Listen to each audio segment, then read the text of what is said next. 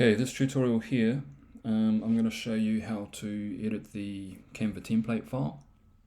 So you've got the Canva website template, okay, and so on the free version, you're going to need to replace these background images, and you'll put your own photo in there anyway, so just go through the template, see which kind of structure and color you like of these. Delete the one that you don't want.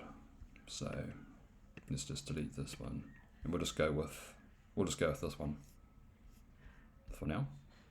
I'm just going to delete these other ones. So we'll go with this for our website. Okay. So if you want to replace this background, you can just search for any background. Like I just searched for brown background,